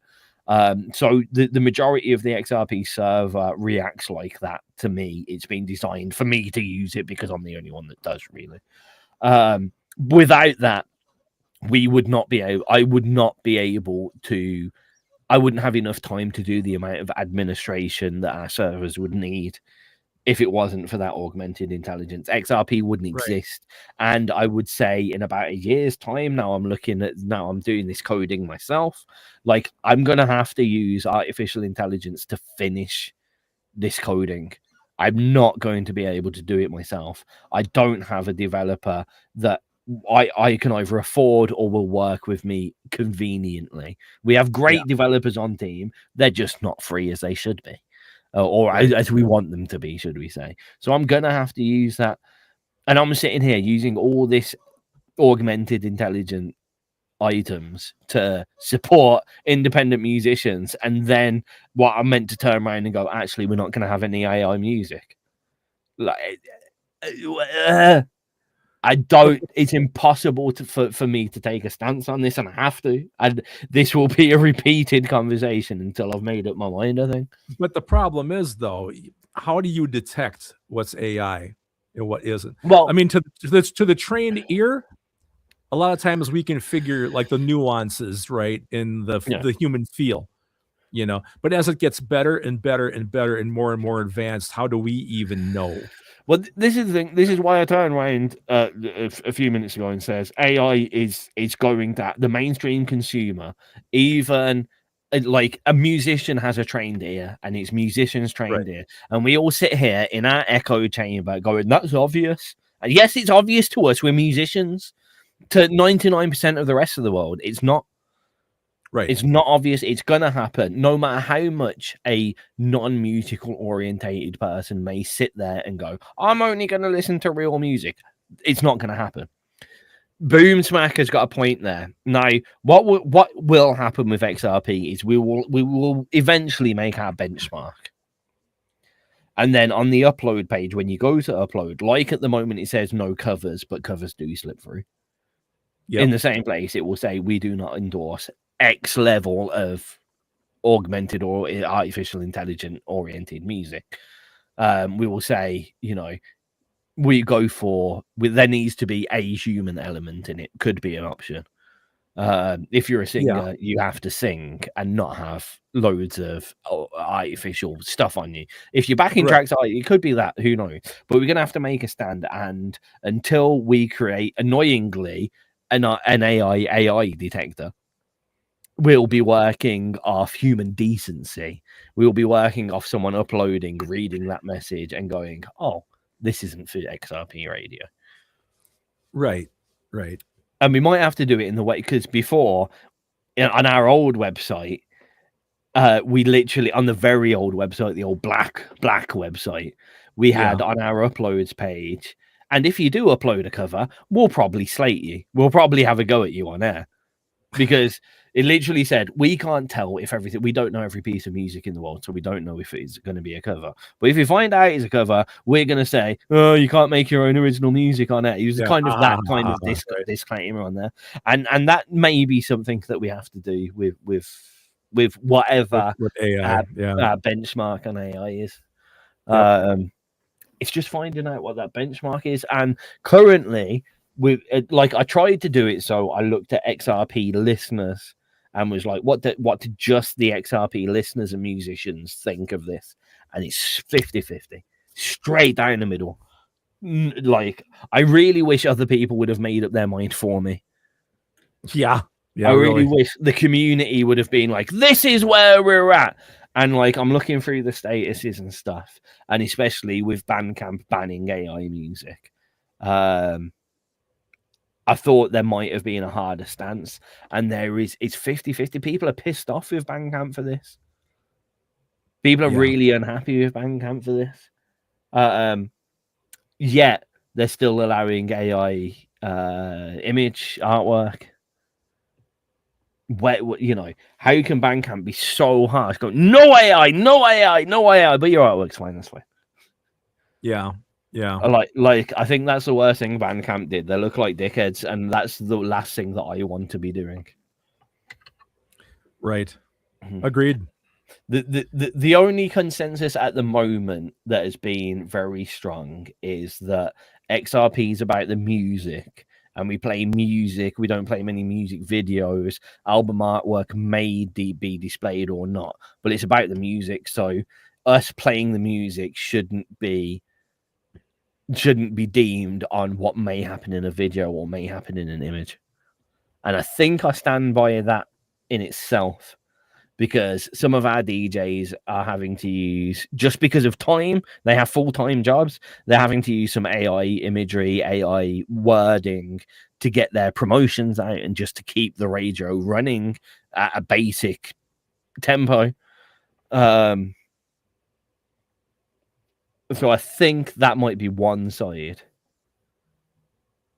of the of our stance. But when it comes to music, I just don't know where to go, really. Yeah. Should we play some of these chatboxy people? I think that's a wonderful idea. What I'm going to say, Wrecker James Boom Smack, if there's a track that you have made that you feel fits with the political or AI delivered climate that we have delivered in this show, please let me know in the chat box right now, and that will be the track that I choose from you. And I'm going to give you like a minute to do that. Well, all we need is one person to decide, and then I play that track, and then you've got another 3 minutes. So you can all like... Come on, guys, speak up. I guess. Yeah. Otherwise, you're going to get my show and tell.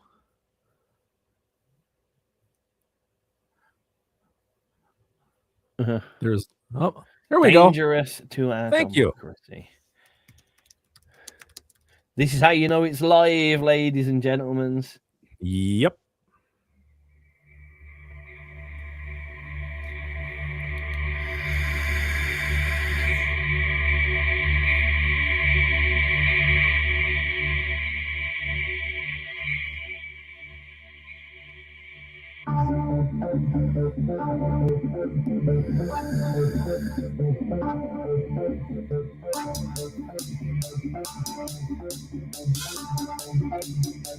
And why did we go for the two hottest topics? Politics and AI. Fuck's sake. What the hell are we thinking, man? It's next week. Next week, fuck it. Let's just talk about like our favorite noodles. Fuck. We'll talk about like our favorite Pokemon. Yeah, yeah. I'm a really big Psyduck guy. And Squirtle. Psyduck's good. I'm a Cubone fan. Really? Yeah, because he's the only, like, all the other Pokemon, like, there are Pokemon that have a story, like, there is a Charizard that has a story, but Cubone has the saddest story. I didn't know that.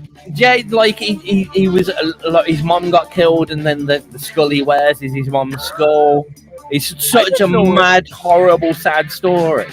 I didn't know about any of that. In the games, there's lots of them, but like in the shows, it's almost like there's only one Cubone, and it's that Cubone that had all this.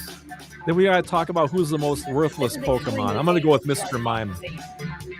I don't know, actually. In some of the later games, Mr. Mime's got some skills. He's one of the better Pokemon. Well, I'm talking original Pokemon, dude. I'm talking way back there.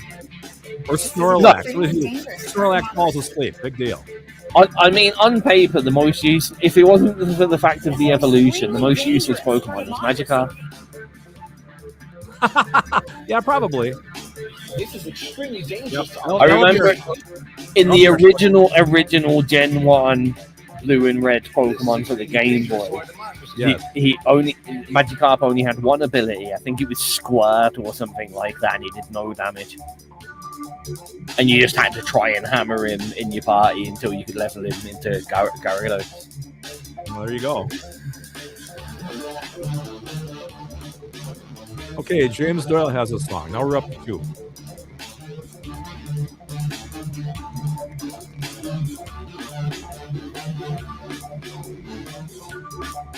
For a song from me, today is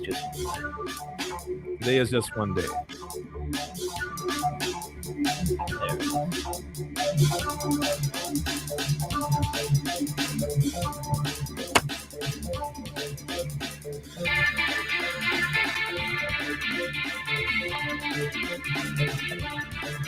Our favorite noodles next week, huh? Okay.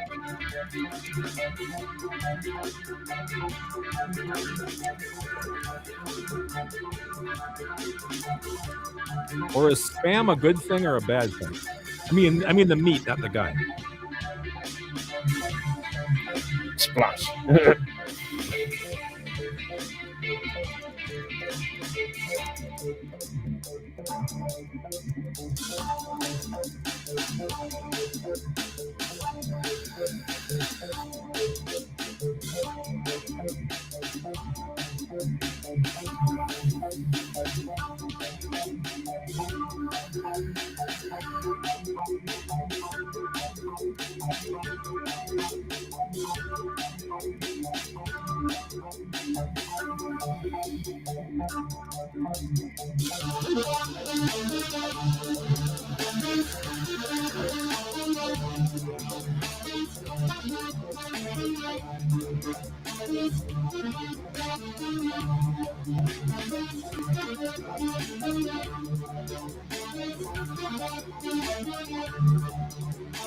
This is extremely dangerous to our democracy. This is extremely dangerous to our democracy. This is extremely dangerous to our democracy. This is extremely dangerous to our democracy. This is extremely dangerous to our democracy. This is extremely dangerous to our democracy. This is extremely dangerous to our democracy. This is extremely dangerous to our democracy. This is extremely dangerous to our democracy. That's what I hear. You know what? There's only a few people here. I'm going to give you a little sneaky. A little sneaky if I can. Okay. Just to prove that I am actually working on things. So this has taken a while of my time as well. Is this easy to just change? I can do that. Okay, wait a sec. Okay, there's a tab. There we go. So this is the start of what I've got for the new XRP. Okay. This is what I've got there. So here's our chat box. Cool. It's working. There's our listen live, so you can hit play here. I'm going to turn it down because it's very loud in my thing. That's playing, and then when you go to the other things, it comes at the bottom. So you've got like it's live throughout your phone or app. So this is the desktop version. It's got its own messaging thing. It's got a social wall, so like Facebook for it, and the comments work. So you'll get notifications. It's got push notifications. So if someone clicks on, likes your comment, it will go, this person has liked your comment on your phone. It tells you when shows are live. So you'll get a push notification, go tag this live on your phone. How awesome is that for a start? But really more exciting, that's it on your iPhone. It is app ready. And here's Android Galaxy phone. Cool. So I've got to tidy it up a bit, but it is in effect ready to go. That will be where our video goes. Oh, okay, sure. But cool. What will be cool is you'll have dual control. So down here you'll have the track that's playing at the moment, and in here you'll have the video. So you'll be able to you'll be able to listen to the mainstream and our video if you get me. Yeah. So those people that want to watch without us talking over the tracks can do so. Right. That's cool, man. The only thing it won't have will be the direct upload won't be within it. But yeah. They'll still be on the other site. It will be via the other site, so it might be a website within the app, if that makes sense. It does. So yeah, cool. that's why I've been so quiet recently. I finally gave up on developers and I decided to do it myself. And that's as far as we've got. DIY, man. Yeah, that's nice, Tizz. Yeah, good work. Yeah. No, I want this. Okay, there we go.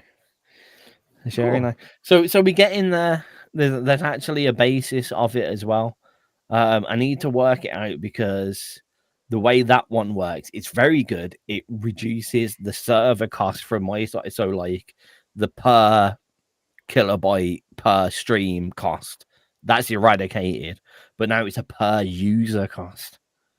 Okay. So it depends how many people use it. But the scary thing is for me is the hot button is when we go live on that is my official point where I'm saying I give up on the website. That's got to be hard to let go though, man. It's really difficult at the moment because like I want it to be perfect from day one. You know what I mean? Yeah, I get it can't be like when we launch this website and then when we relaunch this website and it's just full of holes and stuff. Yeah, right. But yeah, I need to have a little work on it. That's what I've been working. That's why I've been so quiet on social media because my whole focus is is this and getting it done. The bare bones are there, as you can see. We just need to like brand it up. So it's obviously the right colors, but we need some logos and pictures and stuff in there. Sure. But it's a fully working, ready to go social network. It's not like the one that we've got at the moment where we can post stuff on the wall and that's fine. Yeah. But yeah, it's this is the thing, Wrecker. I don't have the knowledge. I am blagging this at every fucking step. But I've finally given up, and I've just thought, well, if I can do it, then look. My point here, I said this to Craig earlier, like a developer might be able to do it quicker or better than me, but like if someone turns around and goes, "Can you do this?" or like, "Are we gonna have GIFs in the chat box?" I can turn around and go, "Yeah, it's gonna take me 3 months to do it, but it will be done in 3 months." Unlike the developers, where it's like, "Yeah, I'll get it done tomorrow." Oh yeah, tomorrow. Yeah, okay, in a couple of days. Oh, sorry, I'm busy this week. It will actually be a little bit more controllable. So yeah, that's what. There you go. I thought you'd be excited about that, some of you. Yeah, for sure. I just realised the time. I spoke about that for way longer than I intended. Yeah, it's time to go. Should we have a last track? And should we say goodbye and have a last track? You pick any last track. Don't even look at your list. Anything you want, Craig. Or look at your list if that's easier. Oh. There's 25,000 tracks. Pick one. Oh man, pick a good one. Oh, yeah, thanks a lot, buddy. I helped. I'll pick one of mine. Hey, fuck it, go for it. Well, you said a good one though. Hey, I'll pick something that's 14 minutes long just to make the show go over. It already is over. So what's the difference, right? How about something old? Okay. How about tax return? Let's go for it. Cool. Now, do you want engineering or rhyming dictionary? Rhyming dictionary. Good, of course. It's been a pleasure to entertain you all for the evening. Thanks for bearing with a heavier conversation. As I said, next week we're going to be talking about our favorite flavor of noodles. Yes. Our favorite color of M&Ms. I'll be next week's show. Anything but the blue ones. Oh, I know, or the brown ones. Well, they had blue ones here, and then they changed them, and it's this really horrible color of purple, isn't it? No. Oh no! Yeah, it's like I don't even know. It's like Palm Violet's had a shit child. I don't know. Okay. That's my analogy of it. Good plan. Any final words? Thank you all for putting up with us this week, everybody. It was wonderful attempting to entertain you. We'll see you again next Wednesday. Yeah, again, yeah. We'll see you again that night. See you later, everybody. Yeah, good show. God, could you tell I was falling asleep the last half hour? I tried to overspeak for your quietness. Thank you. I was kind of like, it's all right. You were doing such a good job. I was kind of like standing back listening to you. I'm like, well, shit, let him go. I do the occasional or nod my head yes or like that. Now I'm sailing the Red Sea with a crew of monkeys while hitting the tab key on my rhyming dictionary. Rhyming dictionary. Don't try and stop me from matching up words. I got my rhyming dictionary. Rhyming dictionary. Just try and stop me from matching up words. I got my rhyming dictionary. Bom, bom, bom. Oh yeah. Bom, bom, bom, bom, bom. Bom, bom, bom. Bom, bom, bom.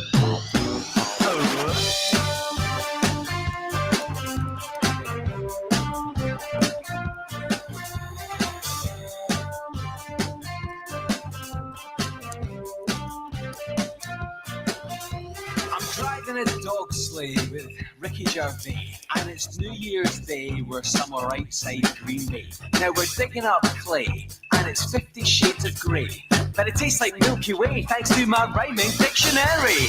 Rhyming dictionary. Don't try and stop me from matching up words. I got my rhyming dictionary. Rhyming dictionary. Just try and stop me from matching up words. I got my rhyming dictionary. Oh yeah.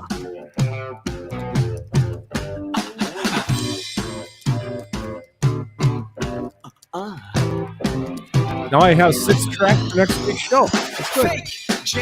Perfect. Make your life easy.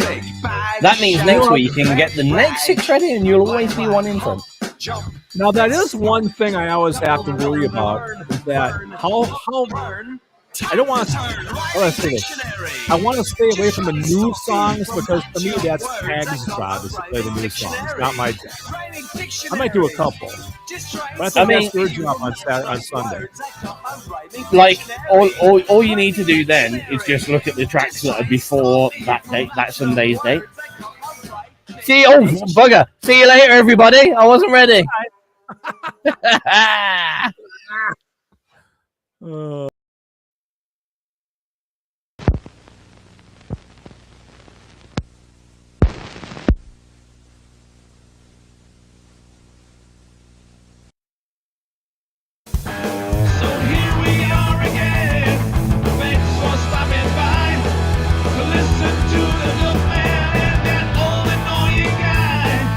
Do you